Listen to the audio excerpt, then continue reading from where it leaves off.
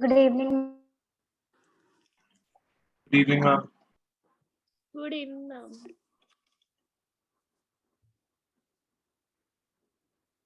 Do you all know it's World Environment Day? Today is 5th June. Yes. Yes, ma'am. Achha, which days and dates? Okay, I've shared it in the group also. So, okay, so we were doing this chapter 4, reproductive health. And please write down next topic, population control.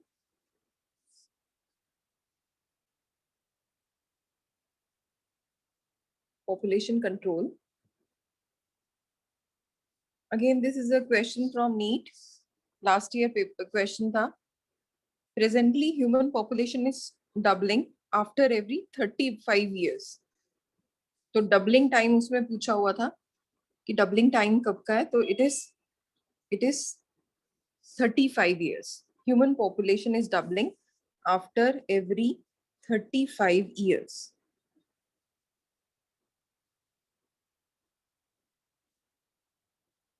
Which is very fast.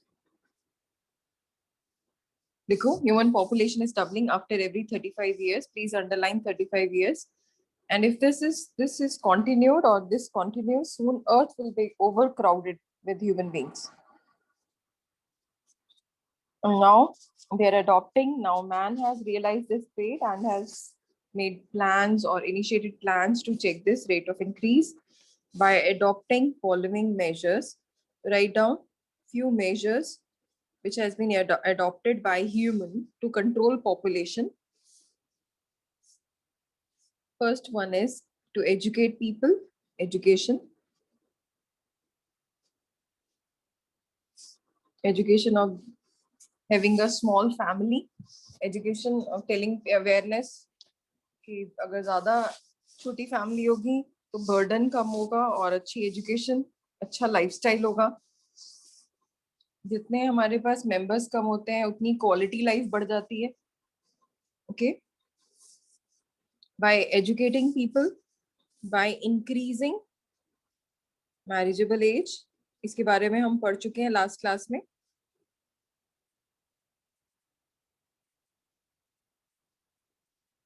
Marriageable age in case of females it is 18 years and in case of males it is 21 years.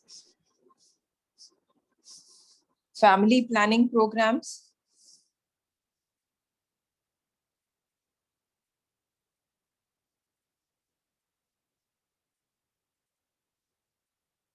अब इसके under काफी चीजें आ चुकी हैं. अगर आप लोग single girl child हो, किसी की फैमिली में सिंगल गर्ल चाइल्ड है, और अगर पेरेंट्स में से एक पेरेंट नहीं है, बहुत सारी चीजें हैं जिनमें गवर्नमेंट ने सिंगल मदर है, तो कितनी सारी चीजों में government is now taking initiative to help those people who are in need. And if anyone is having a single girl child, तो अब मेडिकल कॉलेजेस में, प्रोफेशनल कॉलेजेस में, हर जगह, इवन जॉब्स में there is a quota. Okay, so next is planned control of population. Now planned control of population कैसे हो सकती है ये? Yes, who will tell me how can we plan population control? By sterilizing one of the parent. Yes, by this, yes, sterilization process. Can anyone tell me another way in which population can be controlled?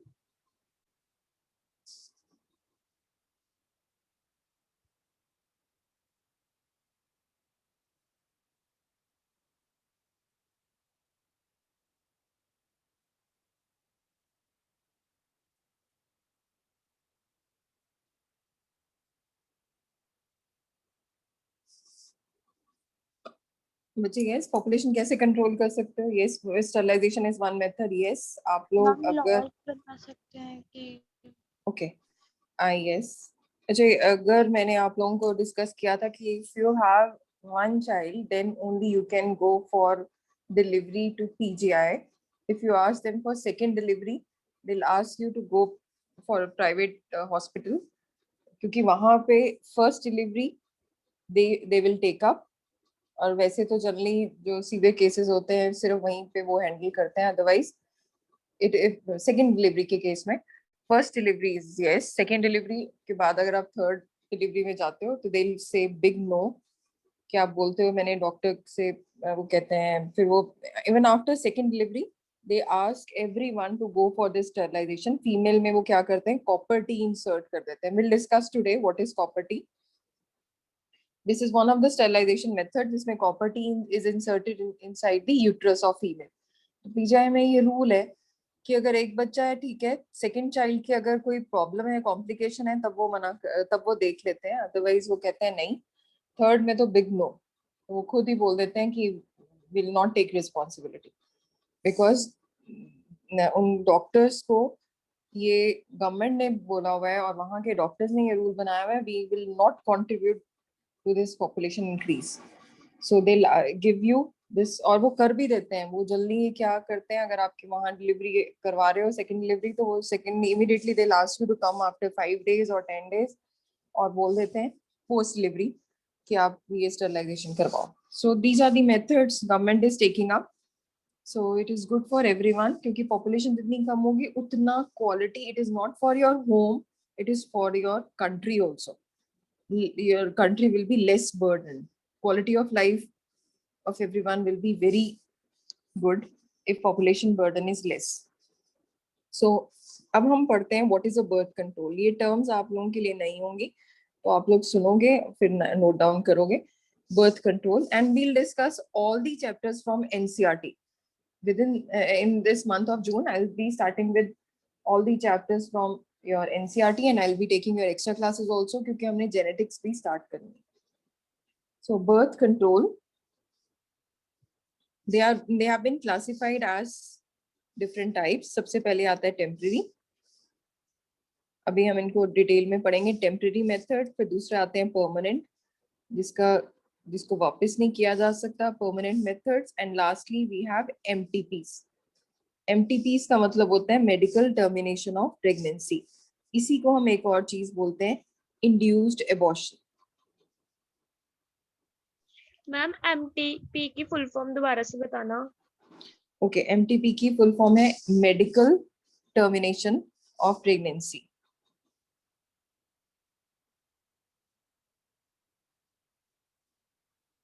medical termination of pregnancy. Okay? Yes ma'am, thank you. Okay.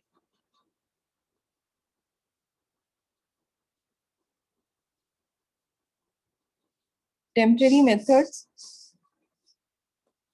it includes, अब I'm going to tell you in details about these methods. So हम सबसे पहले पढ़ेंगे temporary method।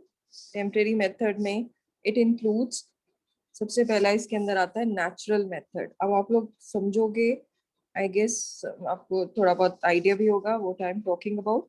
natural method वो method होता है जिसमें कुछ चीजें इन्वॉल्व होती हैं, जैसे safe period. Now what is safe period? अब अगर आप कोई फीमेल है, कोई जो प्रेगनेंसी जिसको प्रॉब्लम आ रही है, तो उसमें आपको पता है, आपने मेंस्ट्रुएशन में या मेंस्ट्रुअल साइकिल में पढ़ा कि it is the 14th day on which an egg is released. तो ओव्यूलेशन मींस, ये हम लास्ट चैप्टर में पढ़ चुके हैं, जिसने नहीं किया I repeat. Ovulation is release of egg from ovary. तो ओवरी से जब एग रिलीज होता है, it is on the 14th day of menstrual cycle. तो मेंस्ट्रुअल साइकिल के 14th day egg is released. Okay, तो जो ये एग रिलीज होता है,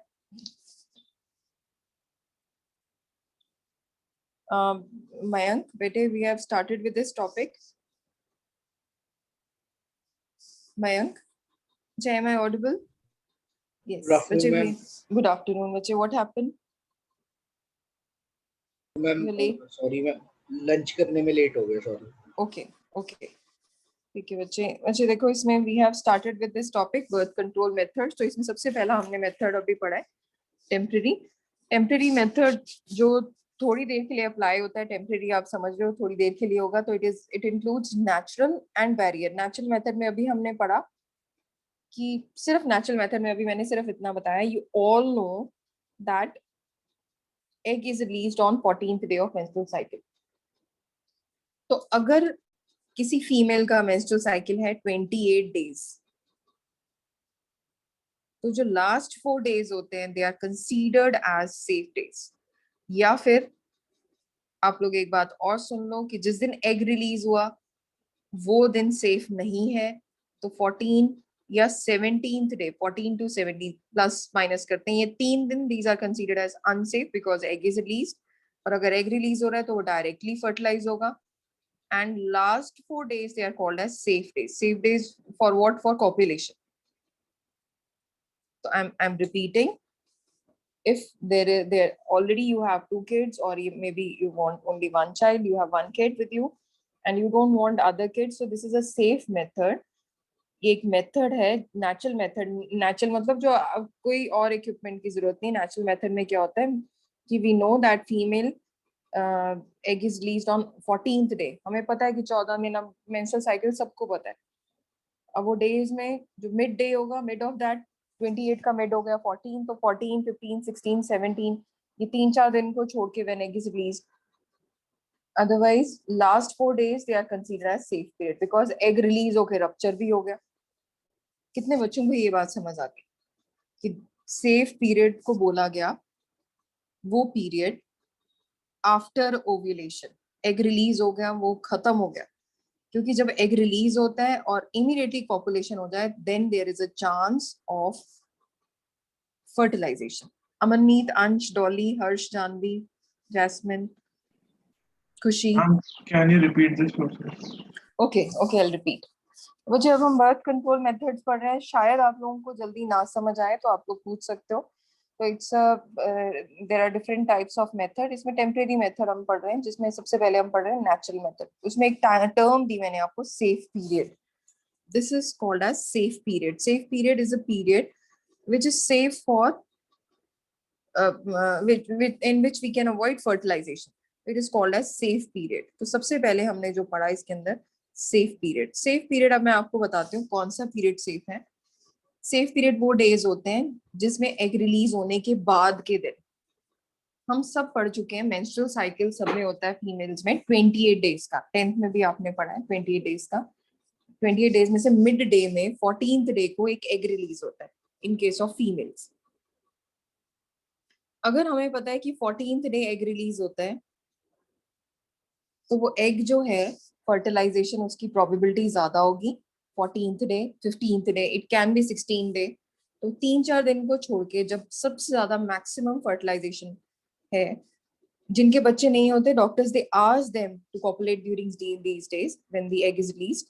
बट अब हमें बच्चा नहीं चाहिए, तो ओव्यूलेशन के ड्यूरिंग ये सेफ पीरियड नहीं है। इसके बाद, क्योंकि एग तो रिलीज हो गया, मर गया, इसके बाद जो पीरियड्स होते हैं, they are called as safe periods.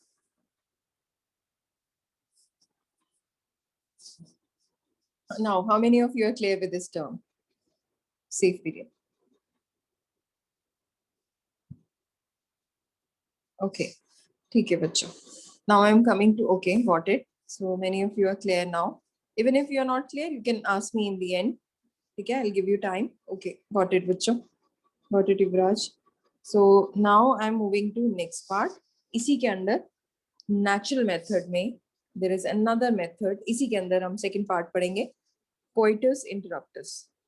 Coitus interruptus.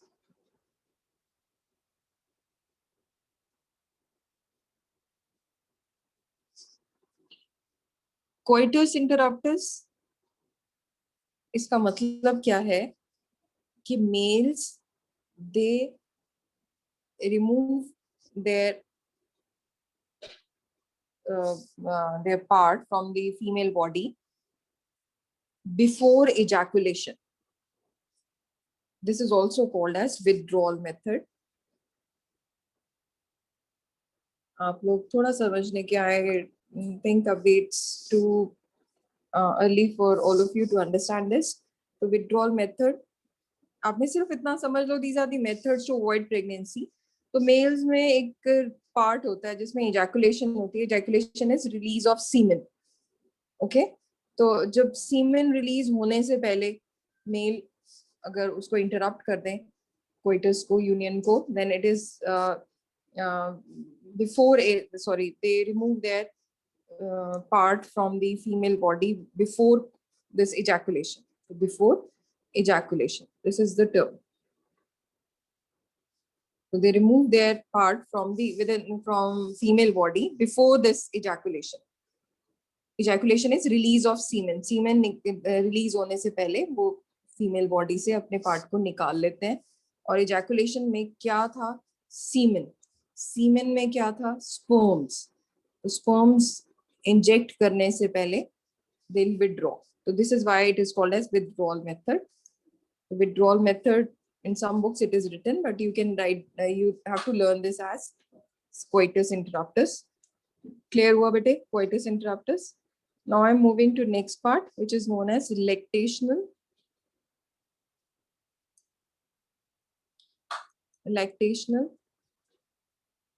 amenorrhea.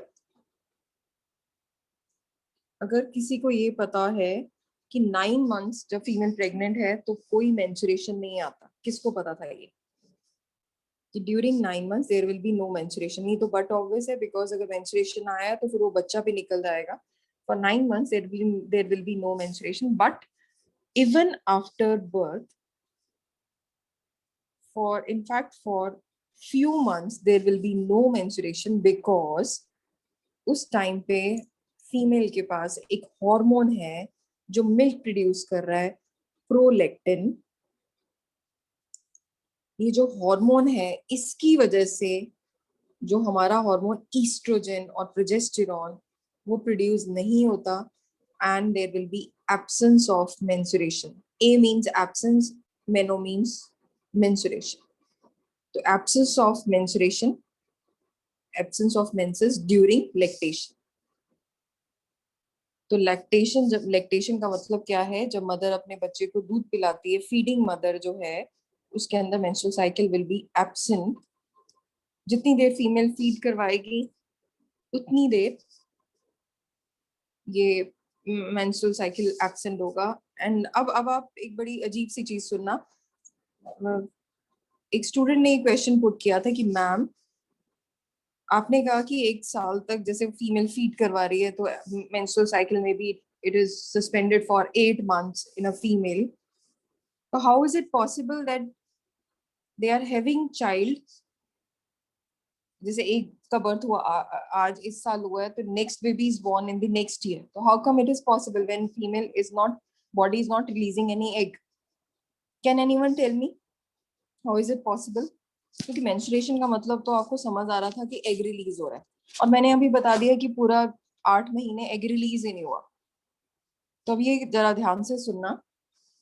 जब बेबी बर्थ होता है, बेबी बॉर्न होता है, बॉर्न होने के बाद अगर किसी ने सुना हो 1.25 महीने बच्चे को नहीं निकालते, मदर को नहीं निकालते, सबने सुना हो. इट इज कॉमन मिथ कि ये ट्रेडिशन है. It is not, it is a myth in India कि we can not take a female out till the baby is 1.25 महीने, 40 days का नहीं हो जाता बच्चा. even mothers, they are not, it is considered unsafe to bring them out of their places, because जो वो 40 days हैं वो continuous bleeding phase होता है.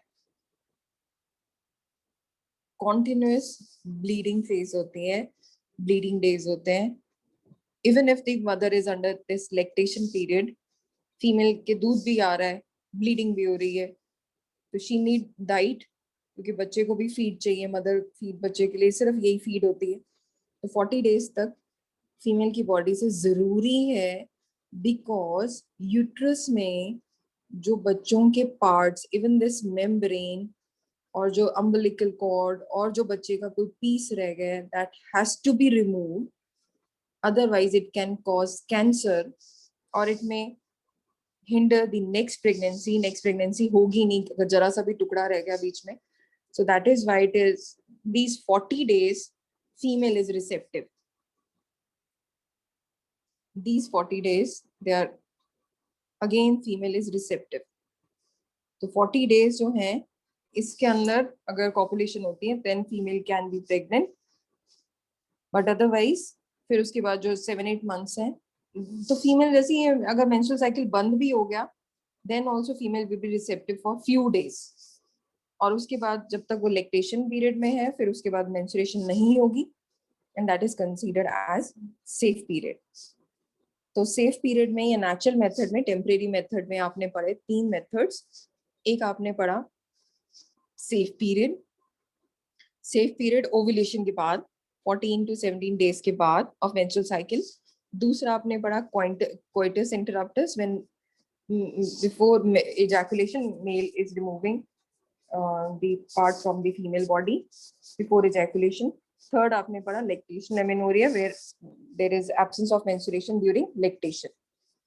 फिर उसके बाद अब हम पढ़ेंगे टेम्परेरी के बाद. टेम्परेरी में ही एक हमने पढ़ा था नेचुरल मेथड. टेम्परेरी में this is your natural method, sorry, और this is your natural method. अब इसके बाद हम नेक्स्ट पढ़ने वाले हैं सेकेंड पार्ट नेचुरल मेथड के बाद बैरियर मेथड. बैरियर मेथड में क्या होते हैं? अब बैरियर मेथड सबने पढ़ा हुआ है. कॉन्डम्स रबर लेटेक्स के बने होते हैं. Males generally they are used by males, but there are female condoms also. There are diaphragm shape बनी होती है diaphragm जैसी. They are called as diaphragms. Cervix के ऊपर कैप लग जाती है फीमेल के, तो they are called as cervical caps. And there are some spermicidal lotions, jellies होती हैं which are used by the females who are in flesh trade, जो prostitutes वगैरह होते हैं फीमेल जो ऐसी चीजों में. तो Excuse me, ma'am. yes, Ma'am, can you please repeat from starting? I lost my connection. okay, I'll do that, but I'll be quick. Okay, I'm going No, ma'am, quick. not from this, ma'am. Second point starting. Okay, this one. Ma'am, barrier method. Barrier method. Okay okay, ठीक है बेटे. Barrier method बच्चे, barriers में barrier मतलब there is a barrier between sperm and egg. तो उसमें चाहे वो कॉन्डम्स हो गए, डायफ्राम्स हो गए, सर्वाइकल सर्विक्स पे लगा देती हैं female cervical caps. Spermicidal these are called as jellies. these are again applied by females within their vaginal tract to avoid sperms. kill कर देंगे. spermicide मतलब they kill sperms.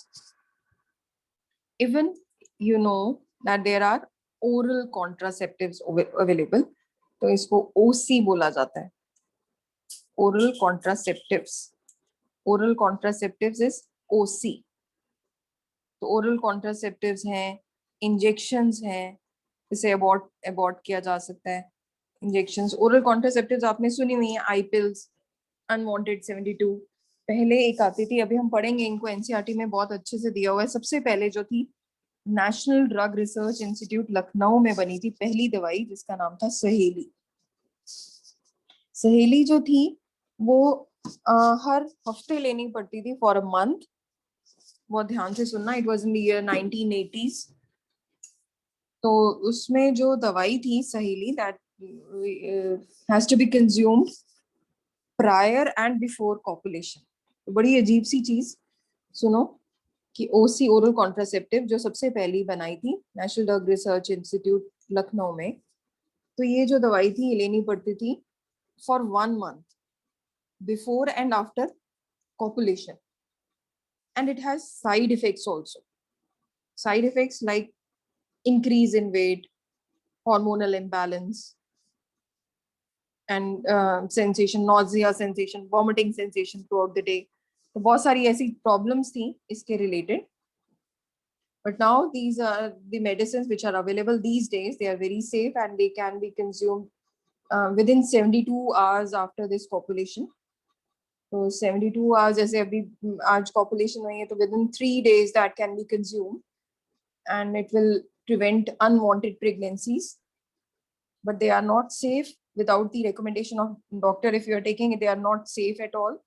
So These are the temporary methods. Please write down the headings, temporary method, and write down these points.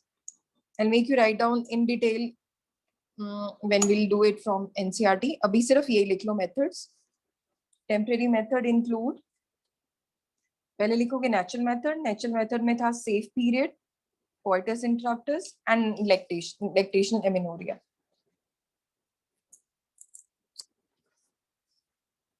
Temporary method includes, सबसे पहले natural method.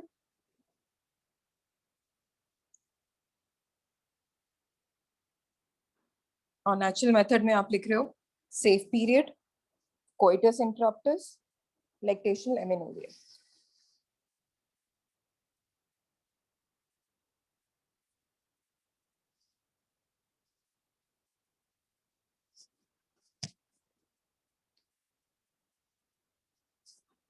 Natural method में safe period, coitus interruptus, and lactation amenorrhea.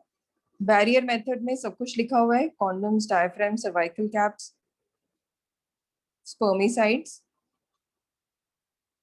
oral contraceptives, injections, implants, etc.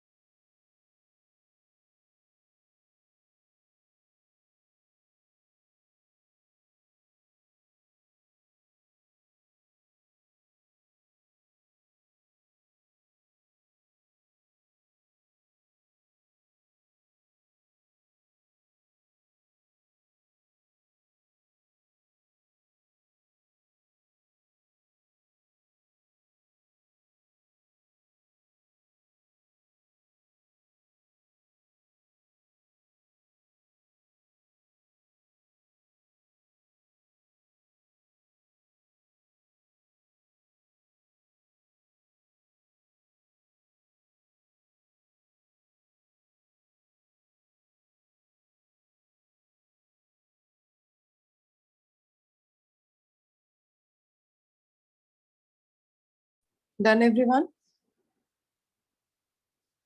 Yes, ma'am. Okay. Yes, ma'am. Okay. Okay, bache. Now write down permanent methods, which include vasectomy in males. Permanent methods.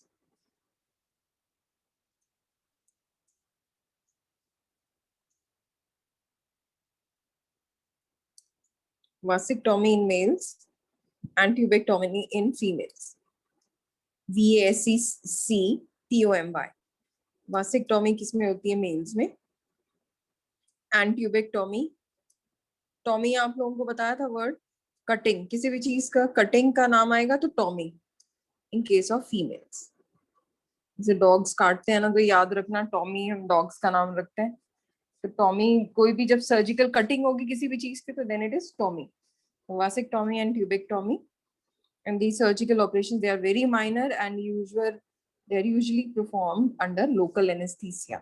मतलब कि doctors जो हैं पूरा बेहोश नहीं करते, पूरा anaesthesia नहीं देते, सिर्फ लोकल उस जैसे नीचे प्यूबिक एरिया नीचे सुन कर देते हैं बॉडी में और उसमें फिर वो ऑपरेट करते हैं. They cut this tubes, fallopian tube in case of females and vas deferens in case of male, और उनको टाई कर देते हैं और दोबारा तो वो जुड़ेंगे नहीं. That is why it is known as permanent method.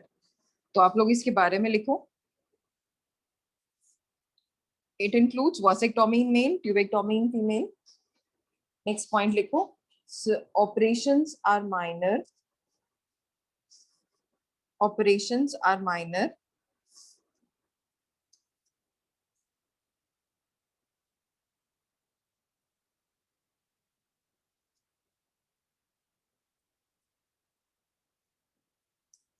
and are usually performed under surgical operations are minor and are usually performed under local anesthesia. मैंने आपको शायद बताया था ये, इसको हिंदी में नसबंदी बोलते हैं. and generally it is done in case of males. females को ज्यादा नहीं करते क्योंकि already females they are undergoing this menstrual cycle और बहुत सारी problems होती हैं. तो it is generally considered safe when we do it in males. and generally अब आजकल हम किस में कर रहे हैं, मैंने बताया था किनकी पॉपुलेशन कंट्रोल कर रहे हैं. Dog. Yes, dogs, stray animals. Even in case of cattle also.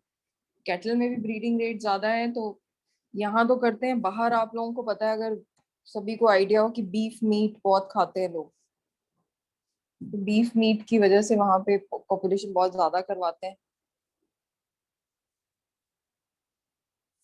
So it is done under local anesthesia. Next point. और याद हो मैंने आपको अभी बताई थी पूरी कहानी इसके बारे में. This is one of the most widely used method. This is one of the most widely used method of fertility control in the world.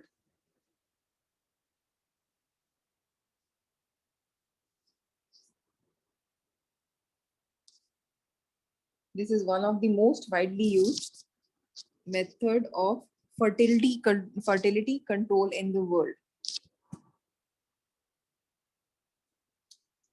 NEET का question.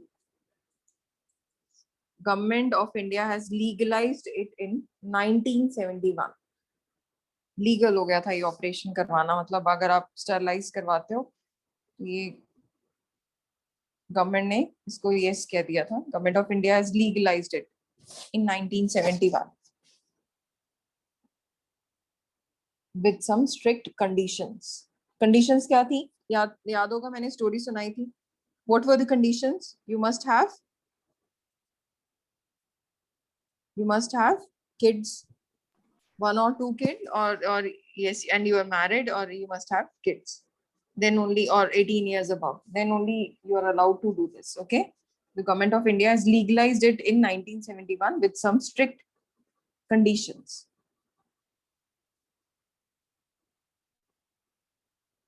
Ma'am, please repeat. Ma'am, Government please of repeat. Government of India has legalized it in 1971 with some strict conditions. And diagram is already given in your NCERT. I'll not go deep into the diagram. आपको बनाने तो पड़ेंगे ये diagrams. तो आप लोग लिख लो. Please draw these diagrams afterwards. तो इसमें ये देखो, अगर मेल के केस में, as you know, ये vast difference जो है,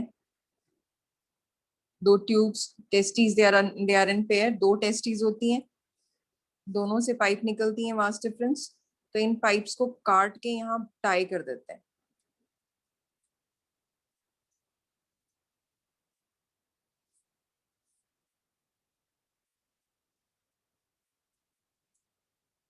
So this is done in case of males. ये वास्ट डिफरेंस है. वास्ट डिफरेंस की ट्यूब्स को काटते हैं और उनको टाई कर देते हैं. इन केस ऑफ फीमेल्स,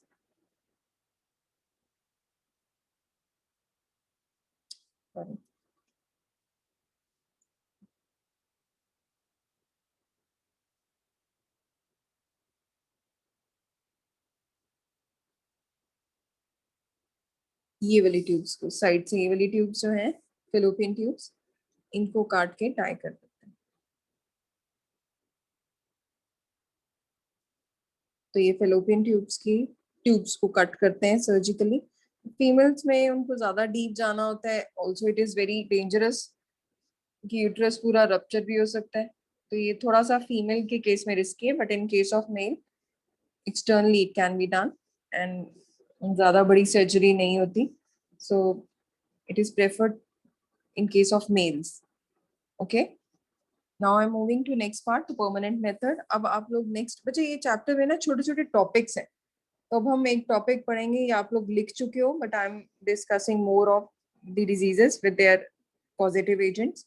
तो हम ये पढ़ चुके हैं. STDs, these are sexually transmitted diseases. लिख लो. These are the diseases which are transmitted through sexual contact. These are the diseases which are transmitted through sexual intercourse with infected person. Ma'am, these are spread. These are the diseases which are transmitted through sexual intercourse with infected person. Please make a chart. एक तरफ आप लिखोगे disease, और दूसरी तरफ लिखोगे causative agent. Again a very important question. 1 markers में आते हैं, दोनों तरफ से इंपॉर्टेंट नहीं है, नीट की तरफ से भी और सीबीएसई में भी, क्योंकि 1 मार्कर जो क्वेश्चन है उसमें ये छोटे छोटे क्वेश्चन ही आते हैं. तो डिजीज का सबसे पहले नाम लिखो साइफिलिस. पॉजिटिव एजेंट का नाम लिखो ट्रोपोनीमा pallidum.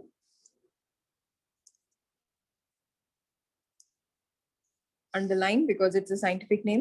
Second disease, gonorrhea, GONORRHOEA. Positive organism, Neisseria, NEISSERIA.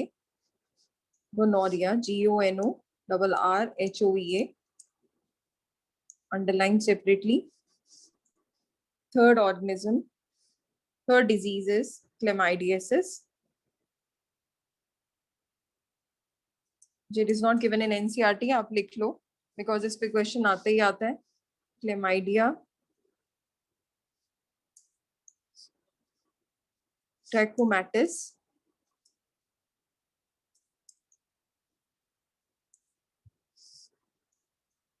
next is trichomoniasis. Trichomoniasis, very common in females. Trichomonas vaginalis, burning sensation होती है urination की during, itching होती है क्योंकि जनरली ये menstruation के बाद. AIDS, सबको मैम पता ये है AIDS. फीमेल्स के डिजीज हैं या दोनों के? No no no, both both बच्चे एक से दूसरे में ट्रांसफर होंगे. अगर फीमेल को तो मेल में आएंगे, मेल से female. It is human immunodeficiency virus. HIV cause करता है human immunodeficiency virus. Next is hepatitis. Hepatitis को करता है virus, hepatitis virus. There is one more, herpes. तो HSV आप लोग लिख लो फिर आई.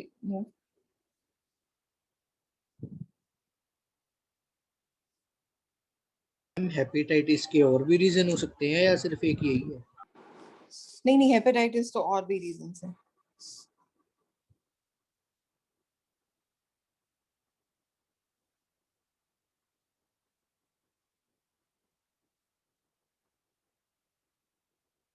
If you are done, can I move to the next page? Ma'am wait. Yes, Yes, yes, ma'am. ma'am. Okay, okay.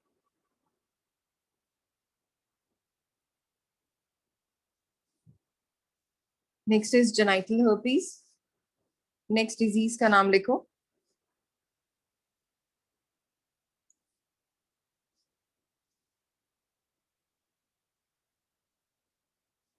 Genital herpes.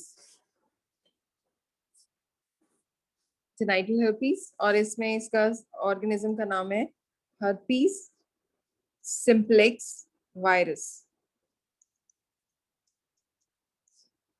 या फिर human papilloma virus.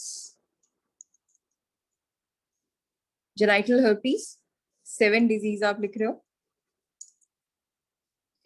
HSV, herpes simplex virus या human papilloma virus.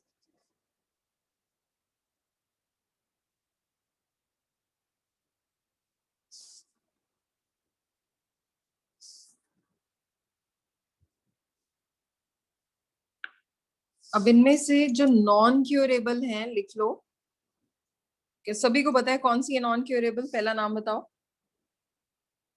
AIDS. Which of the AIDS cannot be cured? और last class में मैंने एक और खतरनाक बीमारी के बारे में बताया था, ये herpes cannot be cured. And another one, that is hepatitis. These are the viral diseases which cannot be cured, otherwise all are curable. These three, लिख लेना ये please. These three are caused by bacteria छोटी छोटी चीजों पे questions आते हैं NEET में. These three are caused by bacteria. The fourth one is caused by protozoan. And last three जो थी viruses.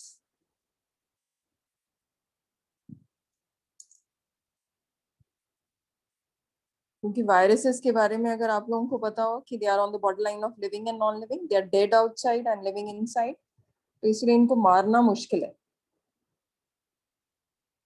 बैक्टीरियल डिजीजेस को खत्म कर सकते हैं बैक्टीरिया को मार के. नेक्स्ट प्रोटोजोन को मारा जा सकता है बट वायरसेस को नहीं. Can I move to next page? Yes, ma'am. Okay, next point लिखो. Early symptoms. अर्ली सिम्टम्स सबके लिए, सब डिजीजेस के लिए लिखो early symptoms. You can write down as general early symptoms. General मतलब सबके लिए. General early symptoms कहते हैं क्या क्या कैसे पता चलता है कि हमें एसटीडी हो रही है. सबसे पहले होगी इचिंग. इवन हम मीठा ज्यादा खाते हैं, हम अनहाइजीनिक रहते हैं, यूरिन करने के बाद क्लीन नहीं, ड्राई नहीं रहता area. It should be dry, it should be clean. We should change our undergarments. तो ये सब चीजें हैं जो हाइजीनिक होनी चाहिए, और हाइजीन अगर नहीं होगा तो फिर ये डिजीजेस जल्दी फैलती हैं. तो इचिंग हो गई. Next is fluid discharge.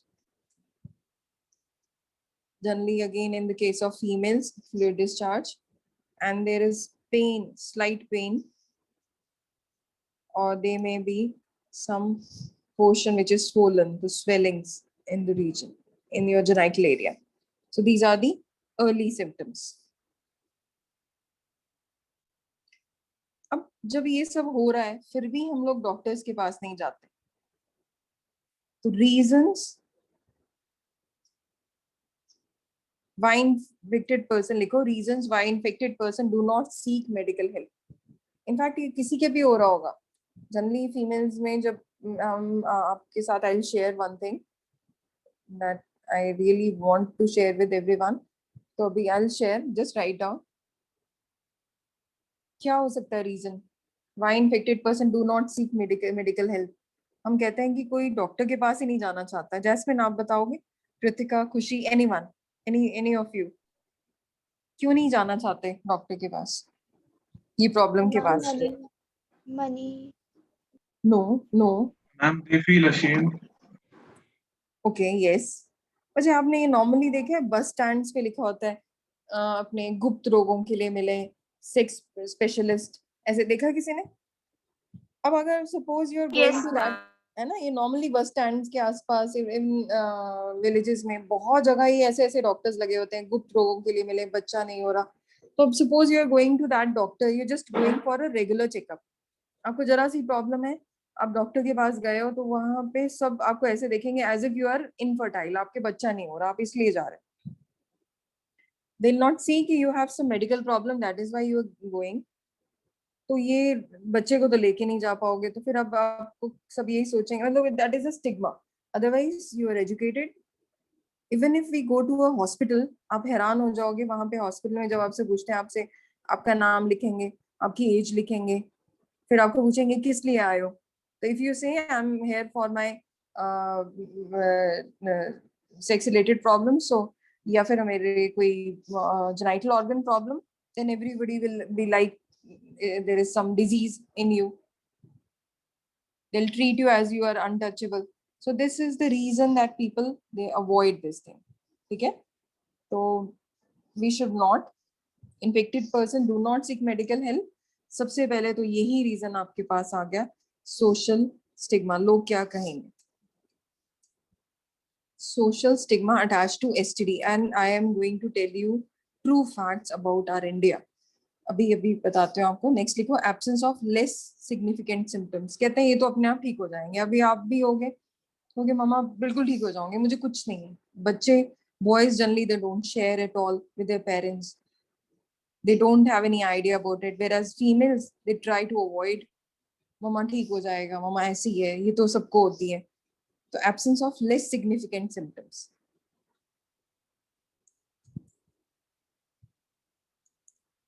Less significant symptoms. और अब बात ध्यान से सुनना. You'll be very sad to hear that हमारे पास बेसिक बच्चों को, बेसिक गर्ल्स को जो चीजें होनी चाहिए, बेसिक हाइजीनिक चीजें which are very important for her life, we are not able to give them. जैसे villages में आप जाओगे, they use instead of sanitary pads, they use clothes, they use grass, they don't have money, तो वो grass को dry करते हैं और फिर वो रखते हैं. Do you consider it safe? Yes boys, girls, क्या आपको लगता है कि ड्राई ग्रास रख रहे हो आप during menstrual cycle? No, ma'am. No. And in some villages, it is seen that the girls who are जो बहुत deep areas में, tribal area में, वहाँ पे वो क्या करते हैं, they consider that that girl is not pure during those days, and वो बिल्कुल घर के बाहर एक छोटी सी हट और unhygienic condition में एक छोटे से कमरे में बंद कर देते हैं for 4 days without giving her anything, not even food. और फिर वहाँ पे वो girls they are bleed to death और कह देते हैं कि ये तो इसके साथ होना था because she was not pure, God has taken her away, all her sorrows God has taken her because she was in pain. But my dear friends, it is said that we need to change our sanitary napkin in a span of after 3 years, otherwise we are prone to fungal infections. आप समझ सकते हो, आप science student हो, कि अगर blood है, moisture है, तो फंगस, ये फंजाई वहां आएगी आएगी. Fungal spores are everywhere. जहां पे भी मॉइस्चर होगा और गर्म होगा, आप किसके सिर में पसीना आता है, डैंड्रफ आ जाती है, इट्स अ फंगस. उंगलियों में पसीना आता है, बदबू आनी शुरू हो जाती है, इट्स अ फंगस. ब्रेड थोड़ा मॉइस्चर में रखते हो, गर्मी में रखते हो, मॉइस्चर देते हो, उसमें उंगली लग जाती है. तो ये fungal spores are present everywhere and इससे यूट्रस पूरा का पूरा गल जाता है. तो females they are not given. और इसी में एक मूवी आई थी, you must have heard of that, Padman of India, है ना? पैडमैन देखी आपने? ये सुना Yes. किसी ने? Yes, Yes, ma'am. yes, I'm ma'am. I'm telling you, hats off to that man and his idea, innovative idea, just to save his wife from this atrocity or from this trouble. He has created something wonderful for all the women people, for all the womankind. उसने एक बिल्कुल cheap सा बना दिया. And my dear friends, in some government schools, you are in government school in Chandigarh, I have seen, I am a regular visitor of different schools, so I've seen in some government schools, वहाँ पे उन्होंने machine रखी हुई है. You need to give, you need to put a coin, जिसमें वो आराम से वो पैड बन के आ जाता है. 5 रुपी और कॉइन डालना होता है, 2 रुपी और 5 रुपी कॉइन, और वो बन के आ जाएगा pad. It's simple, and they have they are giving it for free to young girls. जो बच्चे छोटे हैं उनके लिए फ्री ऑफ कॉस्ट है. और सबसे अच्छी चीज जो मुझे यहाँ लगी, I've seen it in sector 34 government school. So वहाँ पे they have an incinerator. Incinerator क्या होता है? वहाँ पे जो used napkins हैं उनको एक चैम्बर में डालते हैं, और girls they have been asked, और उनको बताया गया वो चैम्बर में डालते ही वो जो है इंसिनरेटर, वो आवाज आती है जर करके, उसमें वो जल के एशेस जो है बाहर ऊपर हवा में चले जाते हैं. चिमनी सी बनी हुई है, और वो जो सॉरी स्मोक ऊपर चली जाती है, और जो एशेस हैं वो नीचे उसमें बाहर एरिया में गिर जाते हैं. बिकॉज डिस्पोज ऑफ करना इनको सबसे बड़ी प्रॉब्लम, क्योंकि यूज्ड पैड्स को डिस्पोज ऑफ अगर आप ओपन में करते हो, they are breeding ground for fungus, they are not good for dogs. आपने देखा होगा डॉग्स कैसे करते हैं, स्ट्रे एनिमल्स, उसके they create unhygienic conditions for everyone. तो ये सब प्रॉब्लम्स जो हैं इनके लिए ये सबसे अच्छा एक मेथड आया. How many of you have seen this machine और any idea about this machine? Okay, wow, अरे ऑलमोस्ट एवरीवन. तो इट्स मैम तमिलनाडु में तो सारे स्कूल्स में है. हाँ, तमिलनाडु में, यस. बच्चे वहां पे उसी ने इनोवेटिव किया ना, वो इसने जिसने जो पैडमैन जो था ना इंसान, उसने वहीं से इनोवेट किया उसने वो आइडिया.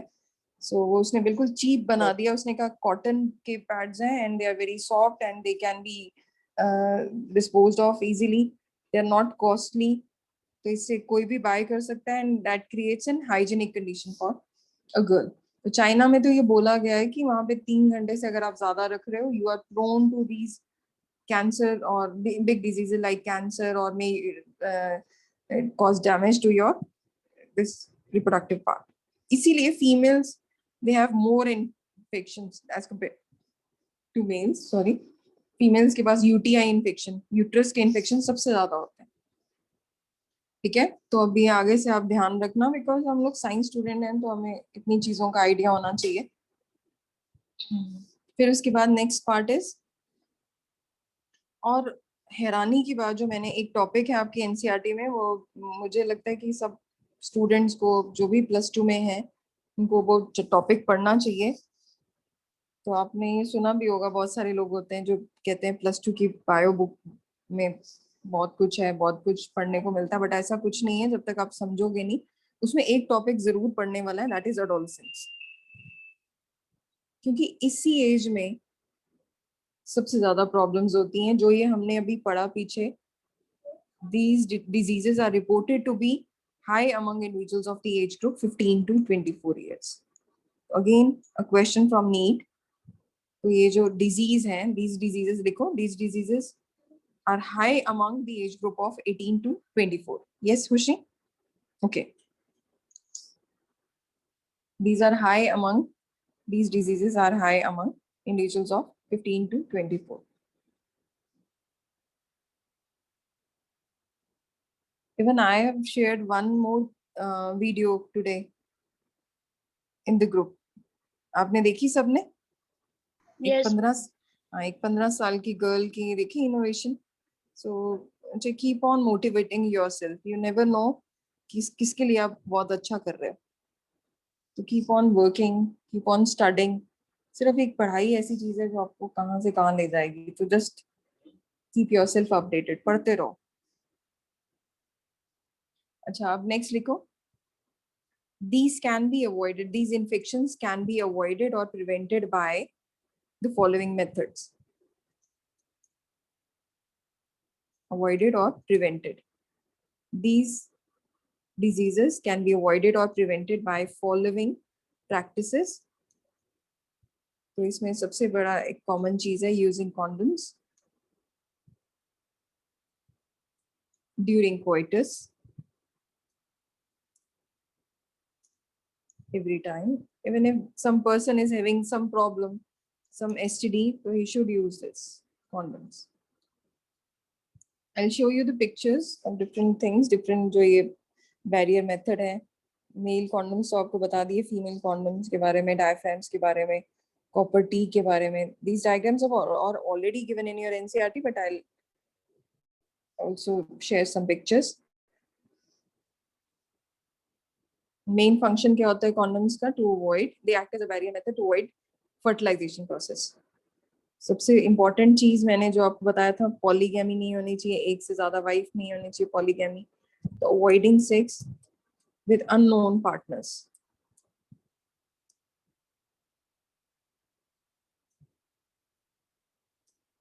और मल्टीपल पार्टनर्स. बहुत सारे बच्चे क्वेश्चन में पुट करते हैं कि ma'am when we are getting married we don't know that person. If it is arranged marriage and we don't know the history of that person, if that person is having some kind of this infection, any HIV or STD, so हमें कैसे पता चलेगा? So in that cases you won't believe that it is in Western countries they have been asked to go for these genetic test before getting married, even this STD test also. वहाँ पे कई लोग कहते हैं कि आप जैसे arrange marriages होती हैं तो they ask you to go for these STDs test for genetics test before getting married. But यहाँ पे तो ऐसा कुछ नहीं है. इसीलिए अरेंज मैरिजेस में पीपल गो फॉर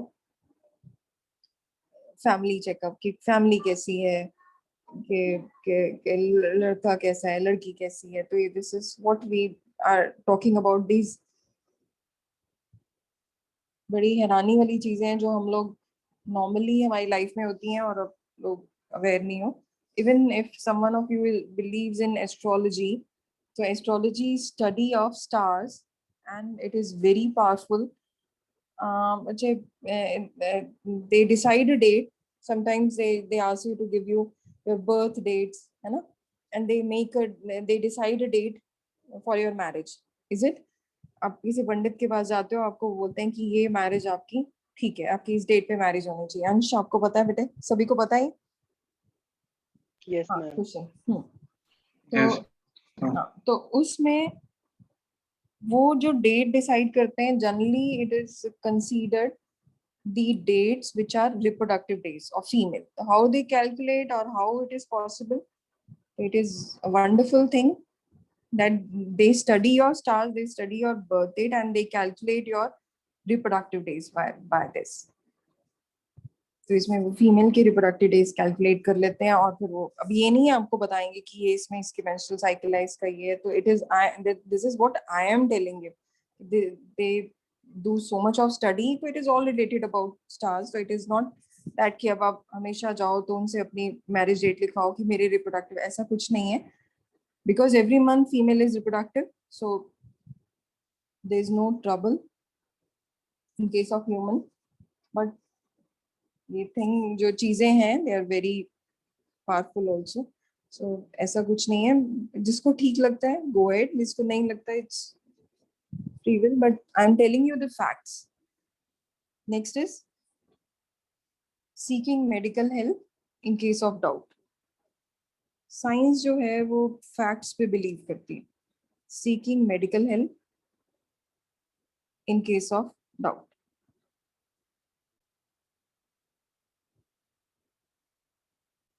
जैसे ही आपको लगता है ना थोड़ी सी प्रॉब्लम है या डाउट लग रहा है, and get it completely cured. Seeking medical help in case of doubt and get it completely cured.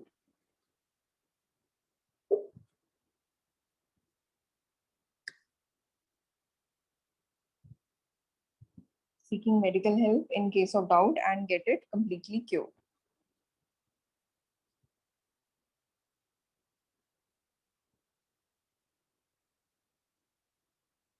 और एक एसटीडी, जैसे मैंने आपको बताया था, HIV जो है एसटीडी में से बहुत फैलती जा रही है, और इसका इलाज या इसके बारे में अवेयरनेस सबसे इम्पोर्टेंट एजेंडा होना चाहिए अभी हम सबका, पूरे वर्ल्ड का. तो इसमें से सबसे ज्यादा जो फैली हुई है बैक्टीरियल डिजीजेस तो है ही है. बैक्टीरियल डिजीजेस में जो हमने पढ़ा, ट्राइकोमोनियासिस, क्लेमाइडिया, ये सारी जो हैं they are very common. But इसमें से जो कुछ डिजीजेस हैं जो I would like to tell you, कि जो डिजीजेस हैं, ह्यूमन पेपिलोमा वायरस, हेपेटाइटिस, वो थोड़ा सा उसका लेस नंबर है. बट अदरवाइज बाकी जो डिजीजेस हैं bacterial, they are very common, bacterial diseases. And ये तो ऐसे फैल जाती हैं,